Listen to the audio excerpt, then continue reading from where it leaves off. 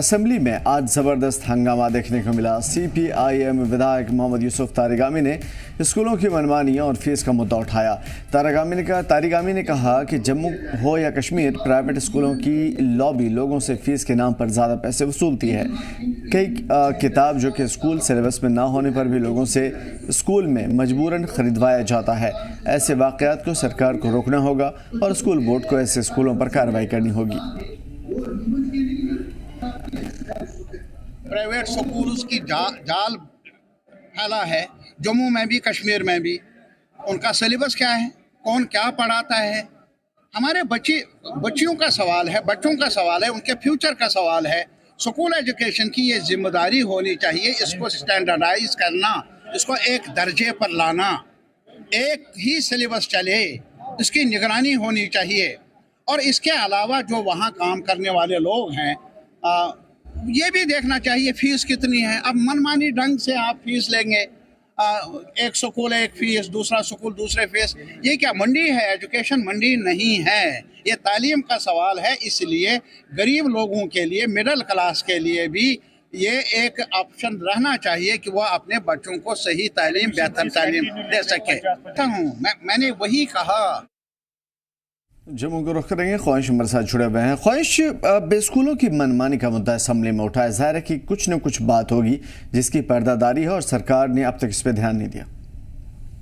जी बिल्कुल आमिर, क्योंकि अगर हम बात करें स्कूलों को लेकर सवाल लगातार सदन में जो है उठाए जा रहे हैं। जहां एक और स्कूलों की आप कह सकते हैं कि जो खस्ता हालत है उसको लेकर अलग अलग मेंबर जो है वो सवाल उठा रहे हैं। बच्चे कम पहुंच रहे हैं, उसका सवाल उठा रहे हैं।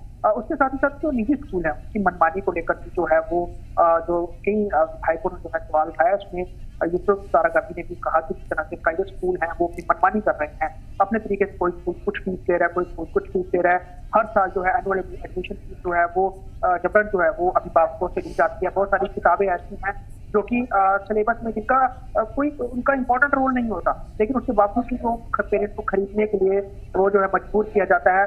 पब्लिशर जो स्कूलों के एक आपस में जो है एक मोनोपोली है, एक लॉबी है जो कि पेरेंट्स को ठगती है। और उसको लेकर कहीं ना कहीं सरकार जो है उसके हाथ खड़ेगी। उसको लेकर उन्होंने सरकार से कहा कि स्कूल बोर्ड एजुकेशन जो है वो इस पर जो है वो नजर रखे और एजुकेशन डिपार्टमेंट जो है वो बाकायदा इस चीजों पर संज्ञान ले। कोई स्कूल जो है फीस तो नहीं रहा है, पेरेंट्स जो है वो उनकी गाड़ी कमाई जो है वो बच्चों की फीस में चली जाती है। क्योंकि अगर हम अलग अलग स्कूलों की हिसाब करें देखें तो अलग अलग स्कूल के हिसाब से जो है जो रकम होती है।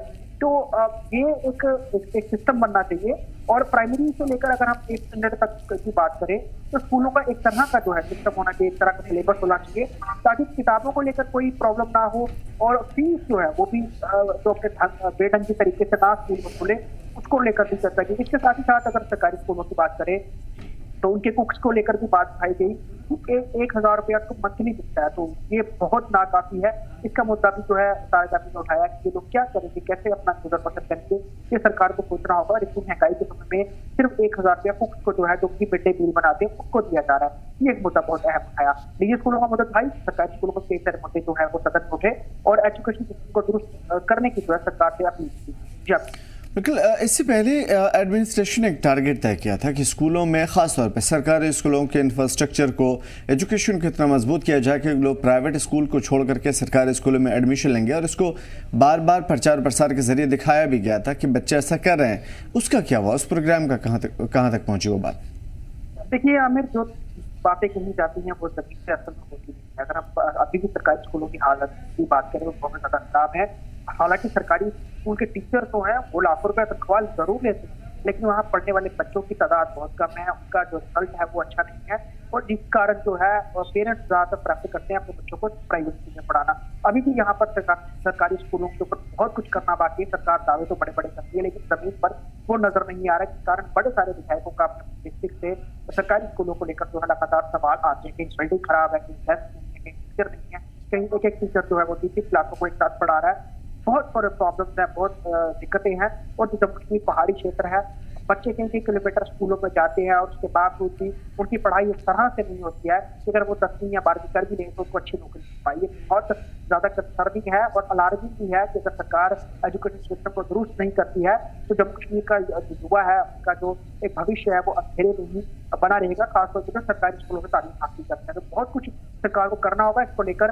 हालांकि सरकार तो दावे बड़े बड़े करती है, लेकिन अभी तक जमीन पे वैसा कुछ होता हुआ नजर नहीं आ रहा है, जिसको लेकर सदन में इसको लेकर कई दफा जो सवाल लगातार उठाए जा रहे हैं मेंबर्स द्वारा। जी।